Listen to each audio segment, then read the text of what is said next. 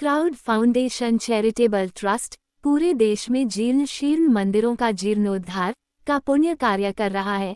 Crowd foundation charitable trust अति प्राचीन मंदिरों को संरक्षित करता है। इस प्रक्रिया में प्राचीन संरचनाओं की मरम्मत और जीर्णोद्धार कार्य भी शामिल है। इस कार्य में मंदिर पवित्रता पर विशेष ध्यान दिया जाता है। मंदिरों के जीर्णोद्धार के इस कार्य में क्राउड फाउंडेशन चैरिटेबल ट्रस्ट ने गाजियाबाद के पांडव नगर स्थित 42 साल पुराने हनुमान मंदिर का जीर्णोद्धार कराने का कार्य पूर्ण किया है।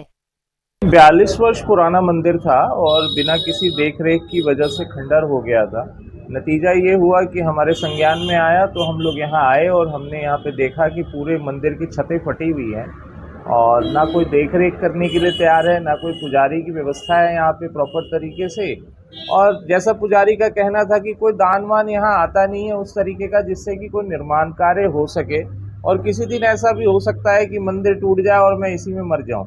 लेकिन मेरा ये कहना है कि देखिए आसपास में यहाँ पे आप नज़र उठा के देखेंगे तकरीबन 20-25 हज़ार फैमिलीज़ रहती हैं और ये संज्ञान में हमारे आया। मैंने नहीं लगता कि और लोगों के संज्ञान में नहीं होगा, लेकिन किसी ने इस दिशा में आगे बढ़ के कोई कार्य करने की ज़रूरत नहीं समझी। मंदिर किस जगह पर स्थापित है? ये पांडव नगर में है, सुखसागर बैंक्वेट हॉल के बगल में डायमंड फ्लाईओवर के पास। ये गाजियाबाद है, उत्तर प्रदेश। अच्छा, आपको जानकारी कैसे मिली कि मंदिर है जो खंडर है, इसकी स्थिति ऐसी है, जानकारी आपको कैसे मिली? देखिए हमारे पास बेसिकली अभी तक 2 लाख मंदिर पूरे देश भर से आ चुके हैं जिनकी स्थिति खराब है, जहाँ पे जगह जगह मंदिरों में पुजारी नहीं है, कहीं खाने की व्यवस्था नहीं है, कहीं दान नहीं है, कहीं कोई संचालन समिति नहीं है, कोई देख रेख करने को तैयार नहीं है।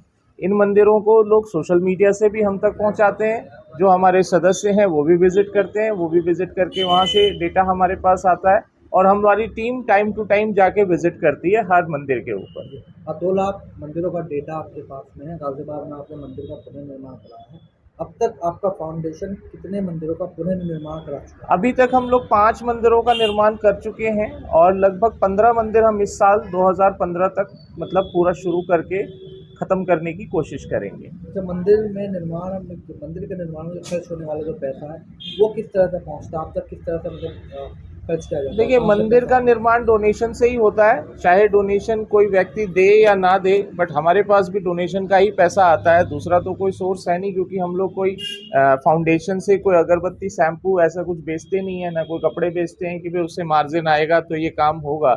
अंतोगत्वा ये काम होता लोगों के सहयोग से ही है। सहयोग चाहे आसपास के लोग करें, चाहे हम किसी से सहयोग लेके आएँ, चाहे संस्थाएं करें, चाहे कंपनीज करें, जो भी लोग हमसे जुड़ना चाहते हैं वो हमारा सहयोग कर सकते हैं। गाजियाबाद में अब तक आप कितने मंदिरों का निर्माण करा चुके हैं? गाजियाबाद में हम लोग एक ये पांडव नगर का मंदिर है जो अभी आपके सामने समर्पित है आम जनता को। दूसरा हमारा कवि नगर इंडस्ट्रियल एरिया में एक चौकी है, उसके अंदर भी हमारा निर्माण कार्य चल रहा है। वहाँ भी काफ़ी पुराना मंदिर था जो बिना देख रेख के था, तो उसको देख रेख हम लोगों ने शुरू किया है। तीसरा हमारा छिजारसी विलेज है यहाँ पे हापुड़ डिस्ट्रिक्ट के अंदर, उसमें हमारा भोलेनाथ जी का एक मंदिर बन रहा है। चौथा हमारा डासना देवी मंदिर भी है जहाँ पे हम लोग पूर्ण निर्माण के कार्य कर रहे हैं, जिसमें मंदिर की 4 दीवारी है, सड़क की व्यवस्था है, रसोई की व्यवस्था है, पूजा और भोग प्रसाद की दुकानों की व्यवस्था वहाँ हमारी तरफ से की जा रही है। पेड़ पौधे, पथ निर्माण का कार्य और लाइटिंग की व्यवस्था, ये हम लोग डासना देवी मंदिर पे कर रहे हैं। आपका फाउंडेशन क्या केवल मंदिरों के लिए कार्य करता है या अन्य समाज सेवा भी कार्य करता है, जैसे स्कूल है, कॉलेज है, अस्पताल है, इन क्षेत्रों में भी काम करता है? देखिए हम लोग बेसिकली क्या चाहते हैं कि मंदिर अध्यात्म का केंद्र ना हो, मंदिर शिक्षा और रोजगार का भी केंद्र हो। हमारी जो कोशिश है कि कम से कम मंदिरों में ऐसी व्यवस्था पैदा की जाए जिससे कि वहाँ पे शिक्षा और रोजगार के माध्यम से लोगों को जोड़ा जा सके। अन्यथा क्या है, आज तो हम बना के चले जाएंगे, 10 साल 15 साल बाद इसकी हालत पुनः खराब हो जाएगी, क्योंकि दान जब पहले 20 वर्षों में नहीं आया तो आगामी उम्मीद भी बहुत कम रहती है कि क्या पता आगे दान आए या ना आए। देखिए समस्या क्या है, आप लोग समाज में, हिंदू समाज में सबसे बड़ी इशू ये है कि लोग किसी विषय पे संगठित नहीं होना चाहते और ना ही ये चाहते हैं कि छोटे मंदिरों को भी 2-4 रुपए का दान अगर दे देंगे तो मेरी समझ से ऐसा नहीं लगता कि कुछ किसी का घटता हो। छोटे मंदिर भी उतने ही डिजर्विंग है, अगर उन्हें 2-4 रुपए मिल रहे होते तो शायद ये स्थिति में मंदिर नहीं होते। पांडव नगर में आपने मंदिर का पुनर्निर्माण कराया है, जी। तो अब यहाँ किस तरह की व्यवस्था आपने बनाई है रोजगार की, शिक्षा की, किस तरह से मंदिर देखिए, का हम लोग जो अभी करने जा रहे हैं यहाँ पे, हम लोग शिक्षा और रोजगार 2 विषयों पे ज़्यादा काम करना चाह रहे हैं, जिसकी वजह से लोगों को संगठित करके एक प्रयास किया जा सके। जैसे वेद पाठशालाएँ शुरू कर रहे हैं हम मंदिरों में। कई मंदिरों में हमने रोजगार के लिए कुटीर उद्योगों की स्थापना की है। जैसे आपको छोटे-छोटे उद्योग हैं, सिलाई के केंद्र हैं, कहीं पे गौशाला की व्यवस्था है। जिस मंदिर में जिस तरह की व्यवस्था हमारे पास आती है, उस तरह की व्यवस्था हम लोग करते हैं। जहाँ जगह का अभाव होता है, सपोज़ कीजिए बहुत सारी जगह नहीं है, तो वहाँ पे वेद पाठशाला हम लोग बहुत जल्द शुरू करने वाले हैं। बच्चों को निःशुल्क में उसके विषय में बताया जा सके। उसके लिए कोई चार्ज नहीं है। आपका फाउंडेशन कितना पुराना है और कब इसकी स्थापना हुई, और यदि कोई आपके फाउंडेशन से जुड़ना चाहे तो किस तरह से जुड़कर काम कर सकता है? देखिए, 2022 में हम लोगों ने शुरू किया था और हमारा उद्देश्य था लोगों का कल्याण, जिसमें गरीब आदमी की निःशुल्क चिकित्सा व्यवस्था, जो बच्चे पढ़ने में अच्छे हैं और किसी वजह से फीस नहीं भर पा रहे हैं उनकी व्यवस्था करना, रोजगार की दिशा में काम करना और स्किल डेवलपमेंट, विमेन एम्पावरमेंट के ऊपर काम करना। इसी उद्देश्य से हम लोग ने अभी लाल कुएं गाजियाबाद में ही एक सिलाई केंद्र की भी स्थापना की है, जिसमें तकरीबन 150 महिलाएं हैं, जिनको हम निःशुल्क शिक्षा देते हैं और साथ के साथ उन्हें रोजगार की व्यवस्था, मतलब वहीं पे आपको कपड़े आते हैं, आप सिलिए, और 15 से 20 हज़ार रुपये प्रत्येक महिला की वहाँ आमदनी का सोर्स है। आपके फाउंडेशन से यदि कोई जुड़कर काम करना चाहे तो किस तरह से वो जुड़े? बिल्कुल जुड़ सकते हैं, वो सदस्य बन सकते हैं हमारे, अगर वो चाहें तो, जो कि बहुत ही एक वार्षिक की नॉमिनल शुल्क होती है, कोई 100 रुपये की सदस्यता हमारी शुल्क होती है। अगर आप फाउंडेशन से जुड़ना चाहते हैं तो 100 रुपये की वार्षिक सदस्यता शुल्क है। उस तरीके से भी आप जुड़ सकते हैं और संस्था में फिर सहभागी भी बन सकते हैं। अगर आप चाहें तो हमारे साथ पदों पे आकर भी कार्य कर सकते हैं। दूसरी बात, हमें अगर आपको डोनेट करने की इच्छा है तो उस तरीके से आप डोनेट भी कर सकते हैं। उसके लिए सारे चीज़ें, बैंक डिटेल्स और QR कोड जो भी है वो हम आपको प्रोवाइड कर देंगे। तो 2022 में आपके फाउंडेशन की स्थापना जी। हुई, अब 25 चल रहा है। अब तक कितना डोनेशन आपकी संस्था को मिल चुका है?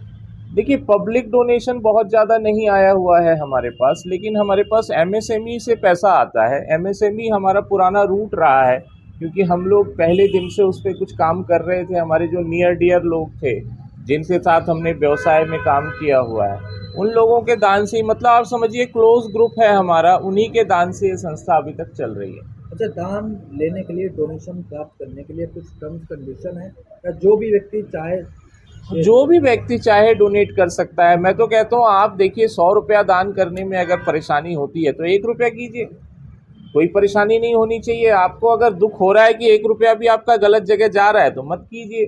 बट ऐसे कामों में भी अगर आप सहयोग नहीं करेंगे तो जाहिर सी बात है कि ये सब काम हो नहीं पाएंगे। सवाल ये है कि क्या अगर हिंदू धर्म के अलावा किसी अन्य धर्म के व्यक्ति डोनेशन देना चाहें तो क्या उनका डोनेशन लिया जाएगा? देखिए, डोनेशन को देते वक्त हमें ये पता नहीं होता कि सामने वाला हिंदू है या मुसलमान, जब तक कि वो अपना नाम नहीं बताता है या हमसे रसीद नहीं लेता है। तो अब अगर मान लीजिए कोई डोनर हमारा हिंदू है या मुसलमान है, इस विषय पे तो हम कुछ नहीं कह सकते। तो ऑनलाइन प्लेटफॉर्म्स पे लोग जुड़ के डोनेट करते हैं, तो अब इसमें हम ये नहीं पहचान पाएंगे कि सामने वाला हिंदू दे रहा है या मुसलमान दे रहा है। अच्छा, आप हमारे चैनल के माध्यम से जनता से कोई अपील करना चाहते हैं, हिंदू समाज से कोई बिल्कुल, मैं ये अपील करना चाहूँगा कि देखिए, इस अभियान का आप सभी लोगों का हिस्सा बनना चाहिए। कारण क्या है, ये विषय हमारा नहीं है, सिर्फ हमारे ऊपर या हमारे करने से कुछ नहीं होगा। हम तो बहुत छोटे लोग हैं इस मामले में, ना हमारे पास इतने सारे पैसे हैं कि हम 2 लाख मंदिरों का निर्माण करा सकें। हमें तो नहीं लगता कि अगर लोग हमारे साथ नहीं आए तो आगे हम ये अभियान भी चला पाएंगे। इस अभियान को चलाने के लिए भी हमें लोगों के सहयोग की ज़रूरत है। चाहे लोग 1 रुपये सहयोग करें, चाहे 100 रुपये सहयोग करें और चाहे 10 रुपये सहयोग करें, हमें उस विषय पे बात ही नहीं करनी, लेकिन सहयोग जरूर करें, अन्यथा ये काम नहीं